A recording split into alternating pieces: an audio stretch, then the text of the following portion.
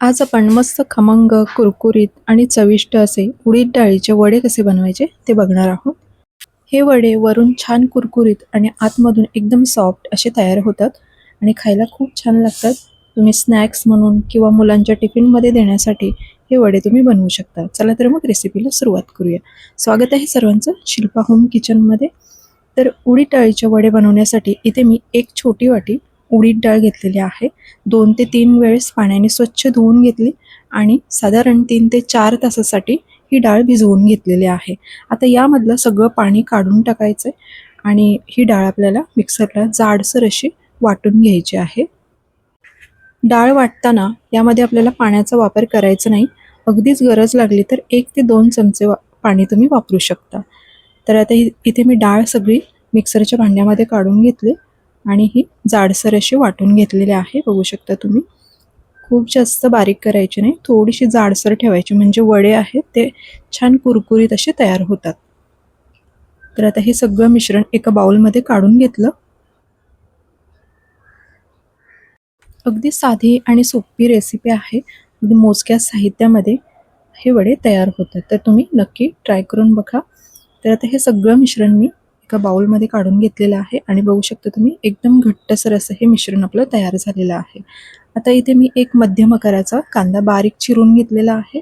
त्यानंतर बारीक चिरलेली कोथिंबीर आणि बारीक चिरून घेतलेली कढीपत्त्याची पाने, त्याचबरोबर मिरची आणि आलं हे थोडं बारीक असं वाटून घेतलेलं आहे. त्याचबरोबर चवीपुरतं मीठ आणि लाल मिरची पावडर आणि हळद पावडर. तर लाल मिरची पावडर इथे आपण थोडं कमी प्रमाणात वापरायचं कारण आपण मिरचीसुद्धा वापरलेली आहे. तर तिखटाचं प्रमाण तुम्ही तुमच्या अंदाजाने कमी जास्त करू शकता. आणि आता बघू शकता हे मिश्रण आपलं तयार झालेलं आहे. तर हातावरती एक असा गोळा घ्यायचा आणि वड्याचा आकार द्यायचा. तुम्हाला जसे पाहिजे छोटे किंवा मोठे त्या आकारावरती हे असे वडे बनवून घ्यायचे. आणि मी वडे तळण्यासाठी बाजूला कढईमध्ये तेलसुद्धा गरम करण्यासाठी ठेवलेलं आहे. तर तेल छान तापलेलं आहे आणि आता आपण हे एक एक वडे तेलामध्ये सोडून घेऊया. तर छान गुलाबी रंग येईपर्यंत एकदम कुरकुरीत होईपर्यंत आपल्याला हे मध्यम गॅसवरती वडे तळून घ्यायचे आहेत. गॅस खूप मोठा ठेवायचा नाही. डाळीचं जे मिश्रण आहे ते आतपर्यंत व्यवस्थित शिजलं गेलं पाहिजे. त्यामुळे हे आपण मध्यम गॅसवरती छान कुरकुरीत होईपर्यंत हे वडे तळून घ्यायचे आहेत. हे वडे तुम्ही सकाळच्या नाश्त्यासाठी किंवा सकाळी मुलांच्या टिफिनमध्ये देण्यासाठी जर का बनवायचे असतील तर तुम्ही आदल्या दिवशी रात्री ही डाळ भिजत घालू शकता आणि सकाळी ही डाळ बारीक वाटून घ्यायची. तर आपले वडे छान गुलाबी रंगावरती आपल्याला हे आता शेकून घ्यायचे आहेत. दोन्ही बाजूनी छान असे शेकून झालेले आहेत. आता मी हे काढून घेते. तर सारख्याच पद्धतीने आपण उरलेल्या मिश्रणाचे वडे सुद्धा असेच आपण तळून घेऊया.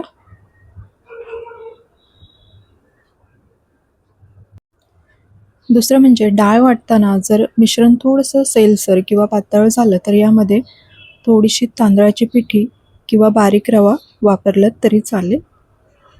आणि शक्यतो डाळ वाटताना पाण्याचा वापर अगदी कमीच करायचा.